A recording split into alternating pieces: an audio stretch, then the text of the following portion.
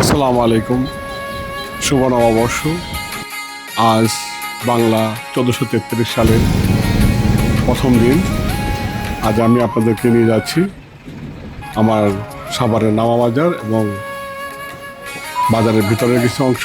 তার সাথে থাকছে সম্পূর্ণ বাজারের ভিতরে কী কী আছে, আজ মঙ্গলবার কী কী হচ্ছে বাজারে তার কিছু পরিষেবা দেখাবো। তার সাথে দেখাবো নদীতে কীভাবে নৌকা চলছে, নদীর পানির কী অবস্থা, এবং দেখাবো ফুডনগরে আজকে সব ছোট ছোট পয়লা বৈশাখের আয়োজনে কী কী চলছে।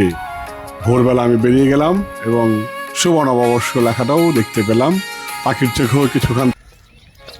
সুপ্রিয় দর্শক, সবাইকে নতুন করে শুভেচ্ছা এবং অভিনন্দন।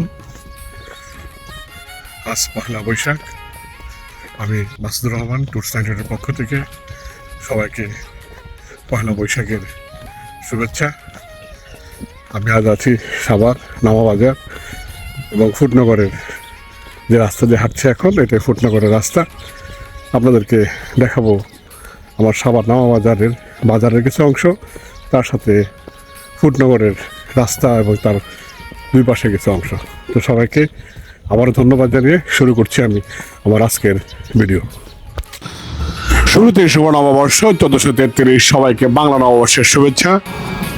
আমি যাচ্ছি এই মুহূর্তে একটি অটো নিয়ে আমাদের সাভার নামা বাজারের দিকে, এবং সেখানে গিয়ে আপনাদের দেখানোর চেষ্টা করব ভোরবেলার বাজার কেমন হয়। চলে আসলাম ব্রিজের পাড়ে এই সাইডেতেই আমাদের যে সবজি বাজারটা, সেই সবজি বাজারটা বসে। এখান থেকেই ভ্যান আলারা বা ছোট ক্ষুদ্র ব্যবসায়ীরা সবজি কিনে বাড়ি ঘরের দুয়ারে পৌঁছে দেয়। এটা অবশ্য বর্তমানে আমাদের সমাজের মানুষের জন্য অনেকটাই হেল্পফুল, তাদেরকে আর বাজারে যেতে হয় না। মা বোনেরা বাসা থেকে ইচ্ছা করলে বাজার করতে পারে। তে পাখির চোখে দেখে নিচ্ছিলাম আমাদের বাজার কেমন। চলুন বন্ধুরা, দেখেন আমাদের পাখির চোখে আমাদের সেই সবজি বাজার। আজকে সাভারের নামা বাজার, পয়লা বৈশাখ, সেই সুবাদে বাজারে বেশ ভালো ভালো সবজি হয়ে উঠেছে, যা আমি ক্যামেরায় কিছুক্ষণ পরে আপনাদের দেখাবো। তো তার সাথে আমাদের সেই ব্রিজ, যে নামা বাজার ব্রিজটি আমাদের বাজার এবং ওই পাশে ফুডনগরকে সংযোগ করেছে, এবং এই ব্রিজ দিয়ে আমরা এখান দিয়ে ধামরায় ঢুলিভিটা দিয়ে বেরোতে পারি, এবং আরও কয়েকটা জায়গা আছে যেদিকে যাওয়া যায়। তো বন্ধুরা, আমাদের যে সবজি বাজার পাখির চোখে দেখতে বেশ চমৎকার লাগছে। নতুন নতুন সবজি আসছে, মানুষজনের একটা কোলাহল আছে সাভার সবজি বাজার। তো আমি আজ পয়লা বৈশাখ সকালবেলা বেরিয়েছিলাম মূলত পক্ষে যে বাজারটা কেমন হয় আর বাজার অবস্থাটা কী হয় সেটা দেখার জন্য। এটা আমাদের ফুল নামা বাজার পাখির চোখে। এখন যারা দেখতে পাচ্ছেন, এখানে আমাদের যত বাজার ঘাট, মাছের বাজার, মাংসের বাজার, এগুলো বসে। এছাড়াও আরও বাজার আছে আমাদের, কিন্তু নামা বাজার নদীর পাড়ে এটাই প্রধান বাজার। তো চলুন আমরা পাখির চোখে দেখতে থাকি।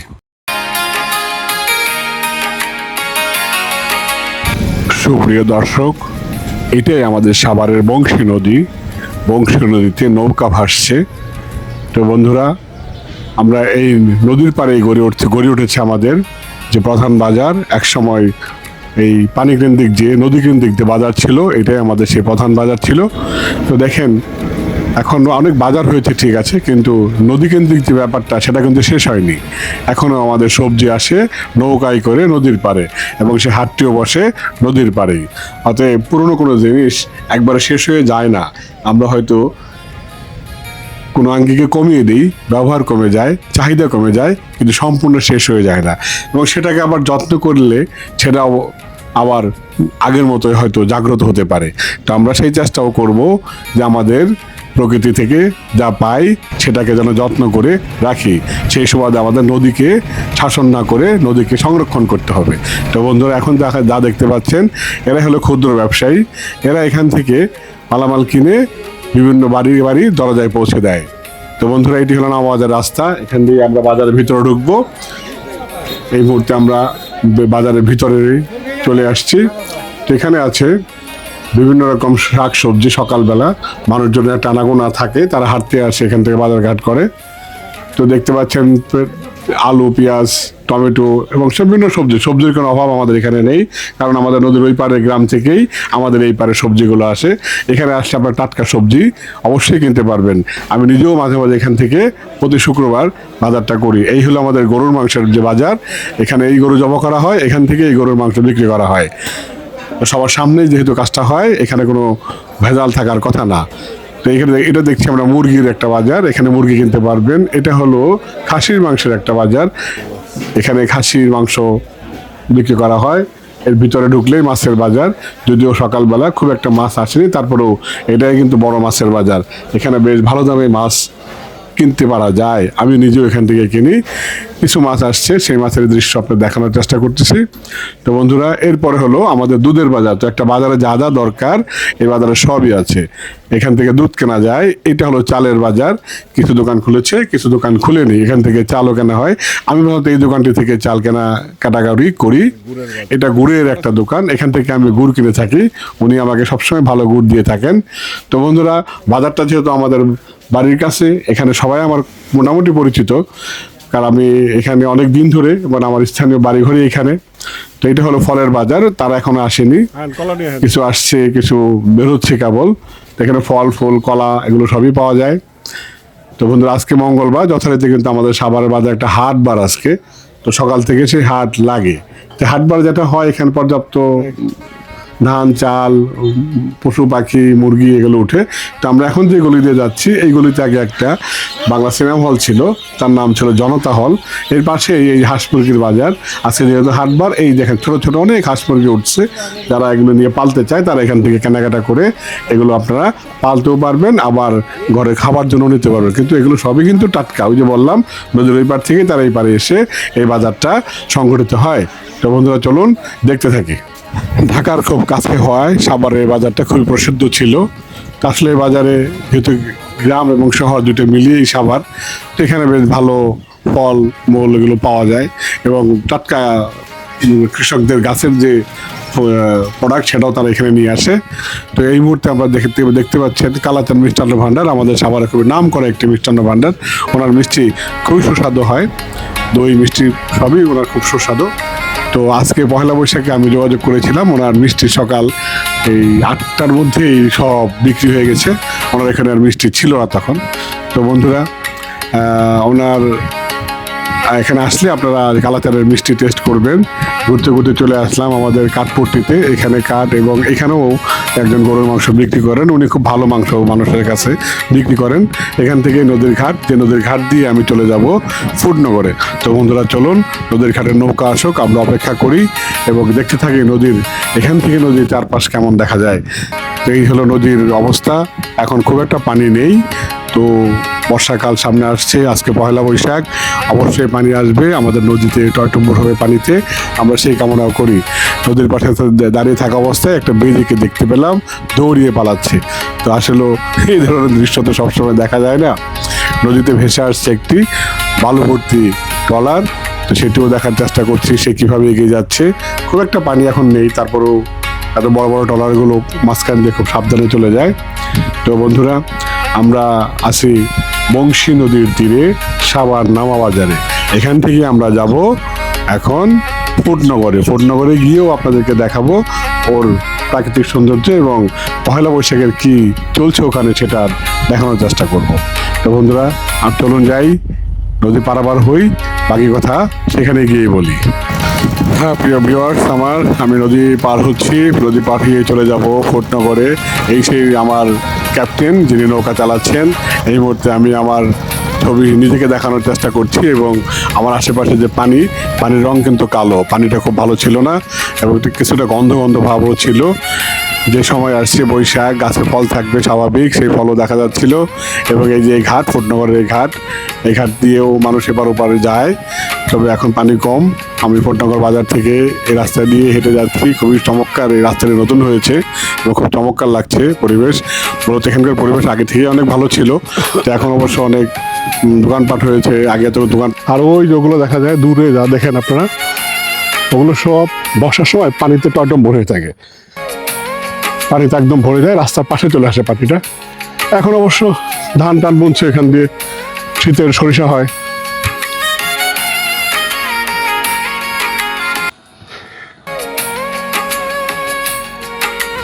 ক্যামেরা দেখা যাচ্ছে কিনা জানি না, তবু ওই যে দূরে যে লাল বাড়িগুলো, এগুলো সরকারি বাড়ি। যাদের ভিটা বাড়ি ছিল না তাদেরকে বিগত গভর্নমেন্ট এই বাড়িগুলো করে দিয়েছিলেন।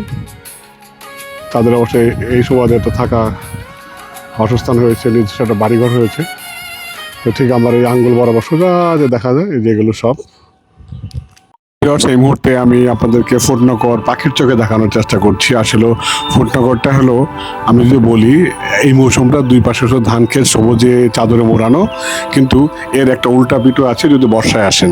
তো সেই কথাটা আমি না বলি, যদি বর্ষার সময় আমি পারি আপনাদের দেখাবো। তো বন্ধুরা, এই হলো অবস্থা। ফুটনগর মাঝখান দিয়ে রাস্তার দুই পাশে শুধু সবুজ আর সবুজ, আবার শীতে আর একটা কালার হয় হলুদ আর হলুদ।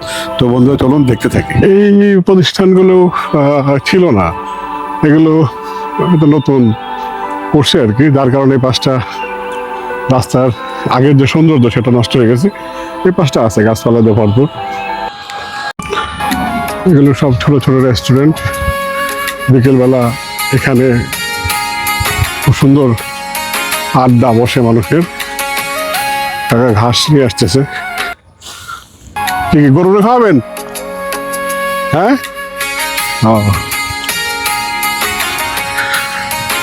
এই দুই পাশে যা দেখেন টং দোকানগুলো, এগুলো চটপটের দোকান। বিকালে আসলে এগুলো দেখতে পারবেন। এখন যদিও সকালবেলা ফাঁকা। আবার মনে করে দিচ্ছি আজ পহেলা বৈশাখ, এখানে তার বিশাল আয়োজন চলবে। বিকালে যদি আসি তাহলে দেখাবো।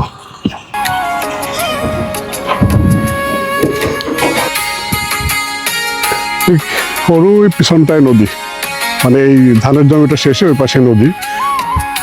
আর এই যে এখন তো সবুজময়। আর ওই যে বললাম সরকারের দেওয়া বাড়িঘর, লাল যেগুলো দেখা যাচ্ছে এগুলো। আর এই সেই মেসাবি যেখানে খ্যাপসা পাওয়া যায়। অলরেডি তারা নববর্ষের অফার ছেড়েছে। আপনারা যদি আসতে চান বিকালে এখানে আসতে পারবেন।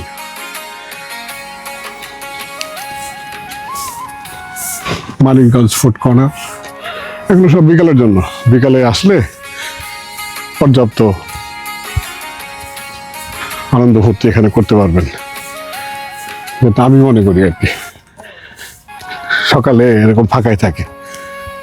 তো বন্ধুরা এবং আমার সুপ্রিয় ভিউয়ার যারা আছেন, তাদেরকে আমি আজ পহেলা বৈশাখে আমন্ত্রণ দিলাম ফুটনগরে। এখানে আসলে অনেক কিছু পাবেন এবং অনেক লোকজন হবে আজকে বিকেলে। আমি সকালে আসছি তার পরিবেশটা দেখতে, এবং সকালটাই আমার কাছে ভালো লাগে। আমার সাভার, যেহেতু আমি স্থানীয় সাভারের। তো আপনারা যেখানে থাকেন যদি আসেন, এখানে আসলে আজকে বেশ উৎসবমুখর একটা আয়োজন দেখতে পাবেন। আশা করি আপনারা আসবেন। আমি অবশ্যই ভিডিওটা ছাড়বো আজকে ইনশাল্লাহ। হ্যালো ভিউয়ার্স, হঠাৎ করে চোখে পড়লে একটা পাখি, মানে সে হঠাৎ মেঘের ভিতরে ঢুকে যাচ্ছে আবার বেরোচ্ছে। আমি এটা জুম করে কিছু সময় দেখার চেষ্টা করলাম। আসলে সে উপর থেকে তার খাবারটাই খুঁজছে।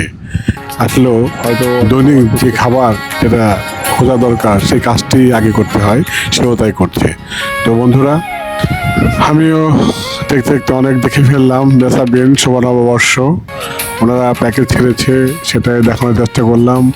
খুব ভোরবেলার কার সাথে দেখা হবে, ছোট্ট এক প্রাণীর সাথে দেখা হয়ে গেল। সে রাস্তা পার ছিল, আমি ভয় পাচ্ছিলাম।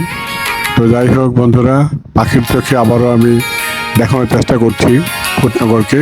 এবং এরা সবাই আয়োজনের জন্য ব্যস্ত, প্রচুর কাজ টাজ করতেছে। এবং এই মেসাবিনের উপরের অংশটা এরকম, যেখানে আসলে আপনারা বেশ মজাই করতে পারবেন। আজকে বোঝা যাচ্ছে। তো পাখির চোখে আসলেও আমাদের দেশের নিচের অংশটা খুব ভালো লাগে, সবুজময় লাগে। মনে হয় যে সবুজের চাদরে মোড়ানো একটি দেশ।